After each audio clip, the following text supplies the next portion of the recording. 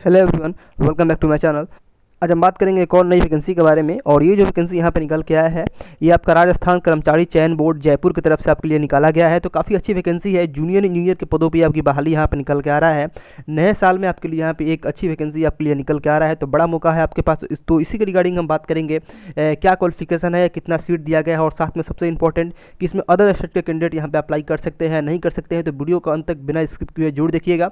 यहाँ पे आप देख सकते हैं कि 17/1/2022 को ये नोटिफिकेशन यहाँ पर रिलीज किया गया है। कनिष्ठ अभियंता के पदों पर आपकी बहाली होने वाली है, यानी कि जूनियर इंजीनियर के पदों पर आपकी बहाली यहाँ पर रहने वाला है। बात करें कि कौन कौन सा डिपार्टमेंट में और कितना पद आपका यहाँ पे निकाला गया है, तो यहाँ पे आप देख सकते हैं पहला जो आपका डिपार्टमेंट हो आपका सार्वजनिक निर्माण डिपार्टमेंट, यानी कि पब्लिक वर्क डिपार्टमेंट की तरफ से निकाला गया है। इसमें दो तरह की वैकेंसी है। इसमें जूनियर इंजीनियर के लिए, जिसमें सिविल इंजीनियरिंग वाले अप्लाई कर सकते हैं, और इसमें एक तो आपका डिग्री धारक के लिए है और एक डिप्लोमा धारक के लिए है। तो अगर आपके पास यहाँ पे डिग्री धारक, यानी कि जिनके पास यहाँ पे डिग्री इंजीनियरिंग किए हैं सिविल इंजीनियरिंग में, तो आप इसमें बिल्कुल अप्लाई कर सकते हैं। और साथ में कनिष्ठ अभियंता सिविल में और जो डिप्लोमा वाले हैं तो उनके लिए भी इसमें वैकेंसी निकाला गया है। यहाँ पर आप देख सकते हैं कि दो आपका यहाँ पे रीजन बांटा गया, एक गैर अनुसूचित क्षेत्र और एक अनुसूचित क्षेत्र। इसका मतलब क्या हुआ, थोड़ा सा जान लीजिए कि काफ़ी सारे कैंडिडेट के इसमें भी कन्फ्यूजन आ रहा था। तो यहाँ पे देखिए, अनुसूचित क्षेत्र का जो मतलब हुआ ये आपका टीएसपी एरिया, और इसका मतलब हुआ आपका नॉन टीएसपी एरिया। तो टीएसपी का पूरा नाम क्या होता है आपका, यहाँ पर ट्राइबल सब प्लान एरिया, यानी कि ट्राइबल सब प्लान एरिया इसका पूरा नाम हुआ। हिंदी में अगर बोलिएगा तो जनजातीय उप योजना इसका नाम हुआ।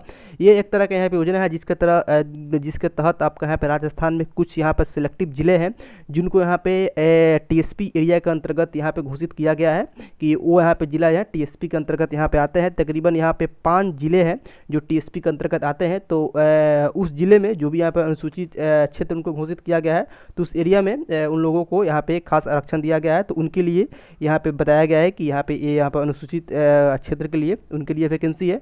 और जो गैर अनुसूचित क्षेत्र है, यानी कि जो टीएसपी के अलावा जो अदर यहाँ पे जिले से बिलोंग करते हैं, उनके लिए गैर अनुसूचित क्षेत्र यहाँ पे दिया गया है। और बाकी जो यहाँ पे अदर स्टेट कैंडिडेट्स है वहाँ पे गैर अनुसूचित क्षेत्र, यानी कि जो नॉन टीएसपी में जो आपका वैकेंसी दिख रहे हैं, यहीं पे वहाँ पे फाइट करने वाले हैं। बात करें यहाँ पे कि सीट आप देख लीजिए तो 422 आपका सीट दिया गया यहाँ पे डिग्री धारक के लिए, और यहाँ पे कनिष्ठ अभियंता डिप्लोमा में आपका 66 दिया गया, टीएसपी और नॉन टीएसपी दोनों मिलाकर। तो आप देख लीजिएगा वैकेंसी के बारे में यहाँ पे आपको बता दिया गया है। बाकी दूसरा डिपार्टमेंट यहाँ पे पब्लिक हेल्थ इंजीनियरिंग में आपका निकाला गया है। इसमें भी देख लीजिए कनिष्ठ अभियंता यानी कि जूनियर इंजीनियर सिविल के लिए डिग्री के लिए, और दूसरा यहाँ पे सिविल में आपका डिप्लोमा के लिए, और कनिष्ठ अभियंता यानी कि जूनियर इंजीनियर में आपका मैकेनिकल के लिए या यहाँ पे इलेक्ट्रिकल इंजीनियरिंग के लिए भी इसमें निकाला गया है। और इसमें भी आपका डिग्री और डिप्लोमा दोनों के लिए इसमें सीट निकाला गया है।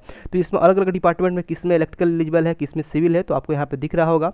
बाकी सीट भी आप यहाँ पे देख सकते हैं। तो काफ़ी अच्छी वैकेंसी है आपके लिए यहाँ पे। उसके बाद अगर बात करें आपका तीसरा जो आपका डिपार्टमेंट इसमें दिया गया आपका सेल्फ गवर्नेंस यूनिट में आपका निकाला गया है। इसमें भी आपका यहाँ पे जूनियर इंजीनियर के लिए यहाँ पे वैकेंसी, इसमें सिविल इंजीनियरिंग में आपका यहाँ पे जो भी यहाँ पे डिग्री धारक है उनके लिए, यानी कि जिनके पास यहाँ पे डिग्री इंजीनियरिंग है सिविल इंजीनियरिंग में, और उसके बाद यहाँ पे जूनियर इंजीनियर सिविल में डिप्लोमा के लिए, और साथ में इसमें भी आपका इलेक्ट्रिकल इंजीनियरिंग के लिए जेई के लिए भी इसमें डिग्री के लिए, और यहाँ पे इलेक्ट्रिकल इंजीनियरिंग में आपका जेई के लिए यहाँ पे डिप्लोमा धारक के लिए भी इसमें निकाला गया है। सीट आप यहाँ पे देख सकते हैं। तो 3 डिपार्टमेंट में आपका यहाँ पे अलग अलग वैकेंसी निकाला गया है। इसमें सिविल इंजीनियरिंग, इलेक्ट्रिकल इंजीनियरिंग और साथ में मैकेनिकल इंजीनियरिंग वाले अप्लाई कर सकते हैं। तो आप देख लीजिए किस डिपार्टमेंट में किस तरह से आपका वैकेंसी दिया गया है। बाकी देख लीजिए टोटल अगर बात करें तो आपको यहाँ पे जो सीट का विवरण जो इसमें दिया गया है, तो टोटल पद आपको यहाँ पे 1000 आपको 92 यहाँ पे पद यहाँ पे दिया गया है। और बात करें यहाँ पे जो टीएसपी एरिया में, तो टीएसपी एरिया में आपके लिए 52 सीट यहाँ पे रिजर्व दिया गया है। और बाकी जो नॉन टीएसपी एरिया है उसमें आपका यहाँ पे 1040 वैकेंसी आपका यहाँ पे दिया गया है। तो किस तरह से वैकेंसी का विवरण है, तो आशा है आपको ये समझ में आ गया होगा कि किस डिपार्टमेंट में यहाँ पे क्या वैकेंसी निकाला गया है। और अगर बात करें यहाँ पे एग्जामिनेशन फ़ी के बारे में, तो यहाँ पे जो कैंडिडेट यहाँ पे सामान्य वर्ग यानी कि जनरल कैटेगरी से बिलोंग करते हैं, और उसके अलावा यहाँ पे जो यहाँ पे क्रीमी लेयर श्रेणी में यहाँ पे अन्य पिछड़ा वर्ग और यहाँ पे अति पिछड़ा वर्ग श्रेणी से बिलोंग करते हैं, उनके लिए 450 रुपये दिया गया है। और बाकी जो यहाँ पे राजस्थान के यहाँ पे जो नॉन क्रीमी लेयर श्रेणी में यहाँ पे जो ओबीसी कैटेगरी है उनके लिए यहाँ पे साथ में जो ईडब्ल्यूएस के लिए भी जो यहाँ पे फ़ी दिया गया है वो आपका यहाँ पे 350 रुपये दिया गया है। तो ईडब्ल्यूएस के लिए भी फ़ी में आपको यहाँ पे छूट दिया गया है, तो यहाँ पे देख लीजिएगा अपना। और बाकी 250 रुपये यहाँ पे जो भी यहाँ पे SC ST कैंडिडेट्स हैं उनके लिए 250 रुपये आपका यहाँ पे दिया गया है। तो आप ये यहाँ पे परीक्षा शुल्क आपके लिए रखा गया है।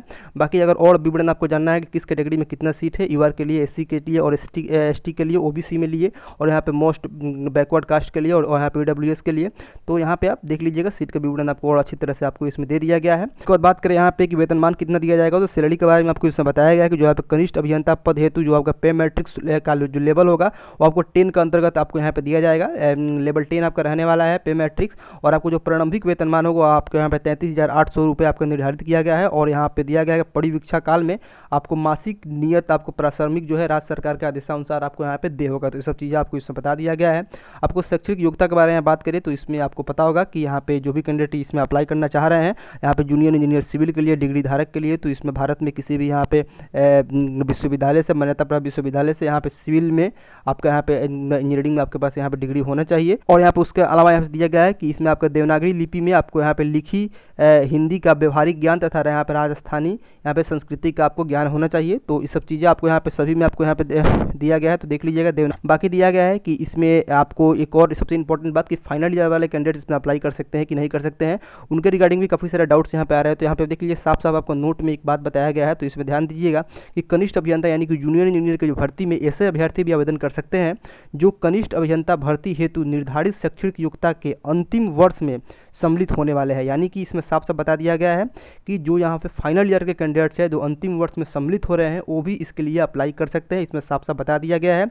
तो इसमें दिया गया है कि परंतु उन्हें कनिष्ठ अभियंता भर्ती के निर्धारित शैक्षणिक योग्यता कनिष्ठ अभियंता भर्ती की परीक्षा तिथि के पूर्व अर्जित करनी यहाँ पे अनिवार्य है। यानी कि जब इसका आपका एग्जाम होगा आपको यहाँ पे शैक्षणिक योग्यता जो आपका दिया गया है, तो जब आपका यहाँ परीक्षा तिथि होगा उसके पूर्व आपको यहाँ पे जो भी आपका यहाँ पे शैक्षणिक योग्यता होगा वो आपको यहाँ पे पूरा हो जाना चाहिए। तो ये सब चीज़ें आपको इसमें बता दिया गया। बाकी फाइनल ईयर वाला है तो आप अप्लाई कर सकते हैं। एग्जामिनेशन डेट जब आपका आएगा तो उसके पहले तक आपका यहाँ पे कंप्लीट हो जाना चाहिए।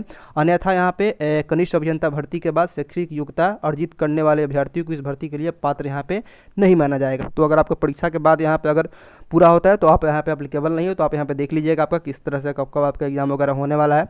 और बाकी यहाँ पे आयु के बारे में देख लीजिए तो 1 जनवरी 2023 को आपको 18 साल यहाँ पे आपका हो जाना चाहिए।